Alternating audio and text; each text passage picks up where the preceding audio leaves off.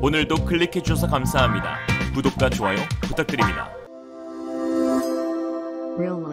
최근 한국의 차세대 초음속 전투기 KF-21이 비행시험에서 마 1.0 돌파에 성공하자 언론에서는 인도네시아 국영 항공 제작업체인 PTDI가 KF-21 CJ-5호기를 활용해 올해 안으로 시험 비행을 추진 중이며 이내 인도네시아 조종사들이 대거 파견될 것이라는 보도가 나왔습니다. 이는 그동안 카이의 방침이었던 노머니 노게인, 즉 분담금을 내지 않으면 시지기도 없다는 입장과 상반된 것으로 많은 국내 네티즌들을 붕괴하게끔 하였는데요. 이런 상황 가운데 이례적으로 카이가 보도 내용을 반박하여 화제가 되고 있습니다. 카이는 인니 조종사 시험비행 보도 하루 뒤 인도네시아 조종사들의 비행시험 계획은 없다며 선을 그었고 분담금 미납 문제가 해결되지 않으면 시제기를 내줄 수 없다는 입장은 변함이 없다고 하였습니다. 그렇다면 도대체 어디서 인니 조종사 탑승 이슈가 언급되었던 것일까요? 사실 이는 인도네시아 언론들이 희망사항을 확인도 없이 허언으로 보도한 데에서 시작합니다. 인도네시아 군사 매체 에어스페이스 리뷰는 지난 1월 18일 KF-21은 애프터 버너도 없이 초음속 돌파에 성공했는데 이는 낮은 연료 소비와 함께 슈퍼크루즈 기능 덕분에 달성할 수 있었다며 KF-21의 초음속 비행 소식을 다루면서도 가장 큰 문제는 과연 보라매는 인니 공군에게 인도되어 시제기 비행 시험을 할 수 있는가인데 이는 2023년 이루어질 것이고 수기한토 대령과 피렐 중령이 탑승하게 될 것이라고 하였습니다. 해당 기사를 국내 언론에서 번역 보도하면서 마치 카이가 인도네시아 조종사가 시제기 5호기의 비행 시험을 하게끔 허가해 주었다는 오해를 낳기도 했는데요. 사실 이는 모두 인니의 희망사항일 뿐 실제로는 분담금을 내지 않으면 가져갈 수도 탈 수도 만질 수도 배울 수도 심지어 볼 수도 없습니다. 정광선 전 KFX 사업 단장에 따르면 인도네시아의 투자금 납부가 되지 않는다면 개발 완료 후 제공하기로 예정된 기술 자료는 줄 수가 없다. 제공이 약속된 시제기도 가져가지 못한다. 미납금을 주지 않았을 때 인도네시아가 가져갈 수 있는 것은 현지 파견된 엔지니어들이 현장에서 받는 OJT 수준 실습과 그 수준의 경력일 뿐이고 투자금을 인도네시아가 납부하더라도 핵심 기술은 이전이 안 되는데 이는 이미 양국 간 협의가 되어 있다고 했습니다. 한국 정부와 카이가 이처럼 강경한 태도를 취하자 인도네시아는 언론 플레이에 들어가고 있습니다. 인니 매체 존나자카르타에서는 한국이 인도네시아에 약속된 시제기를 주지 않으며 위협을 한다. 러시아가 인도네시아에 수호이 57의 공동 개발을 제안했다. 한국은 인디가 빠지면 규모의 경제 실패로 KF-21 개발을 실패할 것이라는 내용을 보도하고 있는데요. 그러나 이런 프로파간다식의 언론 플레이는 자국에서만 먹힐 뿐 타국에서는 전혀 통하지 않은 얕은 수라는 게 입증되고 있습니다. 라팔에 이어 이제 F-15EX의 구매까지 희망하는 인도네시아는 작년 말 미국 보잉사와 구매 협약 자리를 가졌는데 당시 보잉사 임원들은 조코 위도도 대통령 면전에 인도네시아가 한국에 미납한 사례를 직접 언급하며 자금 조달 능력에 큰 의문을 가지고 있어 일시불이 아니면 구매할 수 없다고 못 받기도 하였죠. 특히 최근 폴란드 공군 이리네즈 노박 준장의 방한 당시 인터뷰가 인도네시아를 멘붕에 빠뜨리기도 했는데요. 노박 준장은 당시 FA-50 탑승뿐만 아니라 KF-21의 시뮬레이터에도 탑승했다고 밝혔는데 그는 자신이 외국인 조종사로서는 최초로 KF-21 시뮬레이터에 탑승했다며 한국이 자체 개발한 KF-21의 사업 전망은 매우 유망하고 조종사로 깊은 감명을 받았다라고 한 것입니다. 즉 한국에 파견된 인도네시아 조종사들은 명목상 공동개발국임에도 불구하고 KF-21의 시뮬레이터조차 탑승하지 못했다는 사실이 드러난 것인데요. 한국과 카이는 인도네시아의 날강도식 협상 전략, 그러면서도 더 비싼 기체는 잘만 구매하는 기만에 질려 손절을 위한 제3국가 루트를 찾아보고 있는 것으로 보입니다. 사실 한국은 인도네시아가 아니더라도 다른 경쟁 국가에 팔아버리면 그만인데요.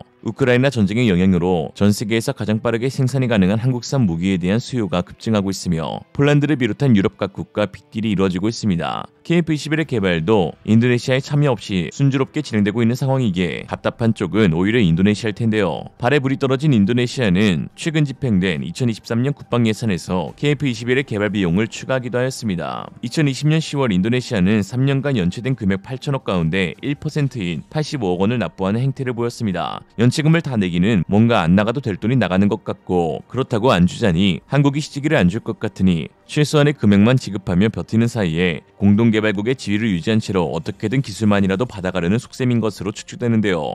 그러나 대한민국 방산업계는 세계에서도 내놓으라 하는 계약 경력을 지닌 집단이기에 이런 눈 가리고 아웅식의 행동에 ADD나 방산업체가 놀아날 가능성은 희박하며 오히려 인도네시아가 아닌 다른 사업 파트너를 본격적으로 찾는 계기가 되고 있습니다. 이런 상황 가운데 최근 놀라운 소식이 전해졌습니다. 지난 17일 카이와 아랍에미리트가 역사상 최초로 항공기 공동개발 양해각서를 체결한 것인데요. 그러면서 담 다목적 수송기 공동 개발을 추진했는데 이는 화물 운송, 여객 운송, 특수임무 수행 등 다양한 용도에 쓰일 수 있는 항공기입니다. 이 자리에서 UAE 타와준 경제위원회는 막대한 개발비에 투자를 감행할 것을 확신하며 한국과의 방산협력은 양국 간의 긴밀한 관계와 한국 무기 체계의 뛰어난 가격 대비 성능비, 빠른 납기가 증명되었기 때문이라고 하였습니다. 이런 상황 가운데 아랍권 매체 ECSSR에서 충격적인 보도를 내어 관심을 끌고 있습니다. 최근 군현대와 사업을 도모하며 자국 방산 기술 향상에 사활을 걸고 있는 UAE가 한국의 KF-21 사업 참여에 매우 큰 관심을 갖고 있다는 것입니다. UAE 공군의 현재 상황을 살펴보면 일리 있는 분석인데요. UAE는 현재 운용 중인 노후화된 F-16 전투기를 대체하기 위해 미국 측과 5세대 전투기 F-35 구매를 위한 협상을 진행해왔었는데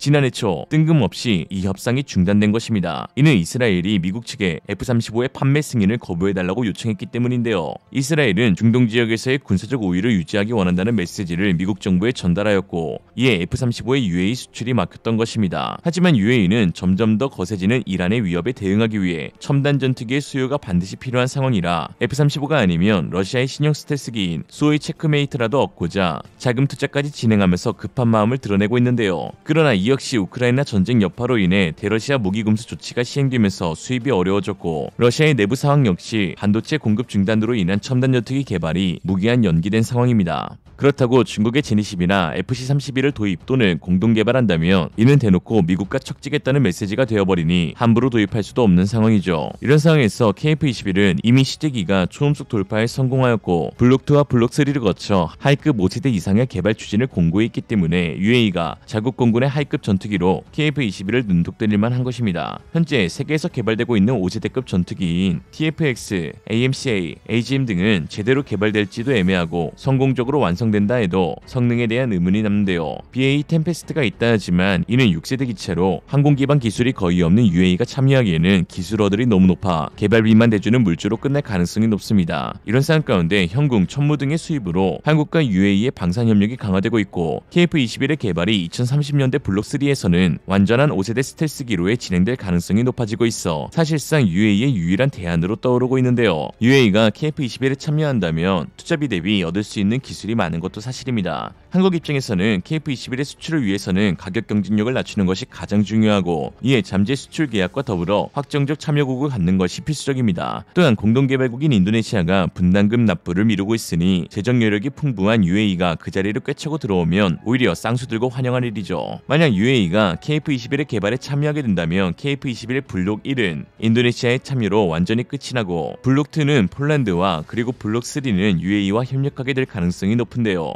2022년 12월 3일 폴란드의 전직 육군 소령이자 법정당 소속의 국회 국방위원장인 마이클 자은은 KF-21의 개량형인 KF-21PL로 폴란드에서 공동 생산될 가능성이 높다고 언급했는데 바로 내부 무장창을 탑재한 KF-21의 블록2였습니다. 폴란드 역시 한국의 KF-21에 매우 큰 관심을 갖고 있는데요. 이미 대량의 한국산 무기를 구입했고 슈 하나디펜스에서 만드는 AS-21 레드백이나 KF-21에도 관심을 갖고 있는 것으로 드러났습니다. 여기에 폴란드 군사전문지 디펜스24가 카이의 안현호 전 사장과의 인터뷰 기사에서 KF-21 블록 2, 3에 대한 폴란드 참여도 가능할 수 있다는 의중을 내비치며 단순 관련국이 아닌 공동 생산국으로의 발전 가능성에 대해서도 시사했습니다. 폴란드는 한국으로부터 FA-50을 도입할 예정이라 기존 간 호환성이 높고 연속성이 있는 KF-21을 같이 들여오는 것이 유지보수 측면과 운용 차원에서 메리트가 있으며 정치되어 있던 자국 항공 기술에 대한 업그레이드를 위한 수요, 우크라이나 공군에게 공유한 미그-29를 비롯해 공백이 생겨 부족한 공군기의 숫자를 확보하기 위한 수단으로 KF-21은 매우 좋은 선택지가 될 수 있습니다. KF-X 사업 초기 일부 네티즌들은 스텔스도 아닌 애매한 4.5세대를 개발해서 뭐하냐 라고 하였지만 사실 4.5세대로의 시작은 신의 한 수가 되었던 것입니다. 4세대가 필요한 국가들은 보다 더 좋은 성능에 더 저렴한 가격으로 4.5세대를 구입할 수 있고 5세대가 필요한 국가들에게는 점진적 성능 개량을 통해 5세대까지 함께 개발과 참여를 도모할 수 있으니 말입니다. 미국 군사 매체 퍼플러 메케닉스는 KF-21을 현대에 비유하며 전 세계에서 가장 잘 팔릴 전투기라고 언급했는데요. 매체는 KF-21의 최종 가격이 얼마로 결정되었든 간에 그것은 F-35의 가격표보다 상당히 저렴한 금액이 될 것임에는 틀림없다. 물론 KF-21의 초기 버전들은 F-35보단 다소 성능이 떨어질 수 있겠지만 이 세상 모든 나라들이 F-35 같은 첨단 고급 전투기를 필요로 하는 것은 아니다. 중국이나 러시아와 같은 전체주의적 성향을 지닌 국가들의 위협은 세계 각국으로부터 한국의 현대가 만들고 있는 것처럼 저렴하지만 성능이 좋은 자동차의 군용 버전의 수요를 높아지게 하고 있다. 이와는 대조적으로 미국은 캐딜락 같은 가격과 유지비가 엄청나게 비싼 군용 무기를 양산하는 데 골몰해 있다. 물론 고급 브랜드에 대한 수요는 언제나 있겠지만 문제는 저렴하면서도 성능이 좋은 현대차가 훨씬 더 잘 팔린다는 것이다 라고 하였습니다. 토끼의 해인 김은현, KF-21이 가격과 성능 두 마리 토끼를 잡은 기체로 앞으로도 사고 없이 순탄히 개발이 완료되길 기원합니다. 오늘의 한 줄평, KF-21에 협력국이 있으면 좋으나 그게 꼭 인도네시아일 필요는 없다. 반대하면 존나 자크르타. 이상으로 리얼리즘이었습니다. 여러분의 생각은 어떠신가요? 현명하고 지혜로운 여러분의 의견을 지금 댓글에 남겨주세요.